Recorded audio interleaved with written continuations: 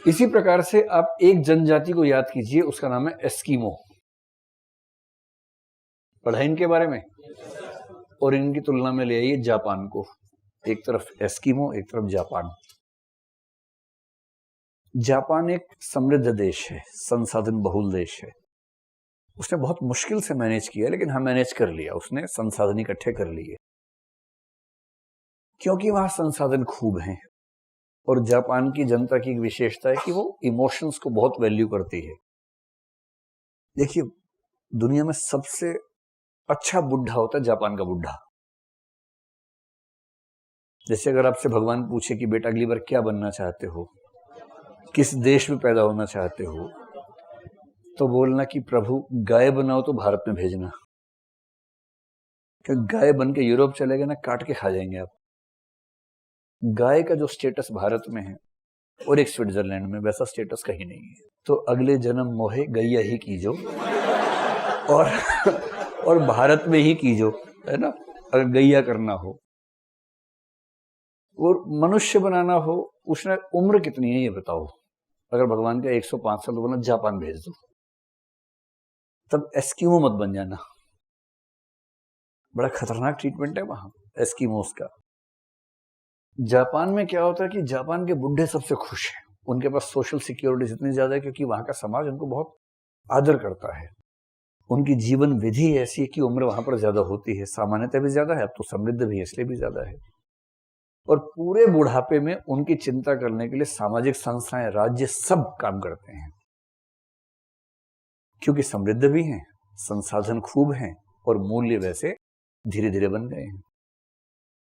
Eskimos की हालत यह है कि वहां पर संसाधन एकदम नहीं के बराबर है, बर्फीला प्रदेश है, संसाधन नहीं के बराबर है। तो एस्किमोस के कल्चर में एक विशेष बात मानते हैं कि जब कोई व्यक्ति 50-55 की उम्र में आता है तो अपेक्षा की जाती है कि वो मर जाए, नहीं तो उसका परिवार उसको मारता है। और क्योंकि पता है कि इसके जिंदा रहने में निहित है कि घर में जो छोटा बच्चा पैदा हुआ है वो नहीं जी पाएगा, इसलिए वहां लोग बचपन से ये मूल्य सीख के बड़े होते हैं कि 50-50 की उम्र में मर जाना है। या तो वो खुद मर जाते हैं या फिर समाज उनको मार देता है। अब आप कहें कि एस्किमो बहुत गंदे लोग होते हैं, अपने पापा को कोई मारता है क्या? कैसे गंदे लोग होते हैं? तो उसके लिए उस समाज में रह के देखिए कुछ साल, तब समझ में आएगा। और जब संसाधन होंगे ही नहीं, कैसे मैनेज करेंगे? चलो सब छोड़ो, एक सवाल का जवाब दो, दोगे? क्या बोले? यस सर बोले? हाँ ठीक है। आप एक नाव में जा रहे हैं, बहुत गहरी नदी है, बांध है, बल्कि बांध 90 फीट गहरा है, ठीक। उस नाव में आप हैं, आपका पति या पत्नी जो है वो है, बधाई हो आपको, मान लीजिए, ठीक है। एक का चिंटू पिंटू भी साथ में है, छोटा सा 1 साल का है। आपके पापा हैं, मम्मी हैं, दादाजी हैं, ठीक। सुन तो लो पहले। नाव बांध के बीचों बीच थी कि अचानक नाव ऐसे ऐसे होने लगी। एक व्यक्ति नाव चला रहा है और नाव चलानी केवल उसको आती है, और वो ना हो तो केवल आप थोड़ा बहुत मैनेज कर सकते हैं, पूरा तो नहीं लेकिन थोड़ा बहुत मैनेज कर सकते हैं। आप 2 के अलावा कोई मैनेज नहीं कर सकता, लेकिन आप भी कर पाएंगे नहीं, डाउट की बात है। उस व्यक्ति ने कहा देखिए खतरा है, 2 ही विकल्प हैं, या तो हम सारे डूब जाएं, उस केस में मैं तो बच ही जाऊंगा, मुझे तैरना आता है ठीक से, मैं अभ्यस्त हूं। अगर आपको तैरना आता है तो भी आप नहीं बच पाएंगे, ये इतना आसान नहीं है, नॉर्मल तैराक यहाँ नहीं बच पाते हैं। एक और विकल्प है कि एक अगर आप में से कूद जाए तो बाकी बच जाएंगे, ठीक है। तो अब आपको ये बताना है कि उस स्थिति में फैसला आपको करना है। सबने आपको कहा कि बेटा जो तुम कहोगे वो फाइनल है, अब आपको फैसला करना है। मैं 5-6 नाम बोलूंगा, आप बताएं किसको आप निवेदन करेंगे कूदने के लिए या धक्का देंगे, जो भी करेंगे। नंबर 1, छोटा बच्चा 1 साल वाला, जोर से बोलो हाँ या ना। नहीं, ठीक है। और आपका जो स्पाउस है, पति या पत्नी है, वो वो डिपेंड करेगा कंडीशंस पे।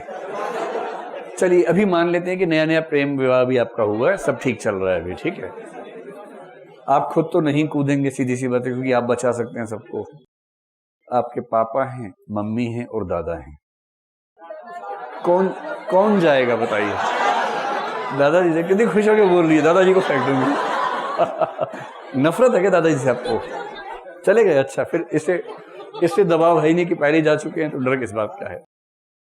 आप में से कितने लोग ऐसी स्थिति में दादाजी को ही निवेदन करेंगे, धक्का देंगे? हाथ खड़ा कर ले, हाथ खड़ा करो, शर्माओ मत। करीब 10 से 12 लोग हैं। कितने लोग दादाजी के अलावा किसी और को फेंकेंगे? हाथ खड़ा करें। इसमें करीब 10 लोग हैं। किसको फेंकोगे भाई? टी शर्ट वाले बच्चा बताए। हाँ, जोर से बोलो। पत्नी को फेंकोगे? और कौन से 7-8 लोग? हाँ, किसको? बच्चे को। बच्चा फिर हो जाएगा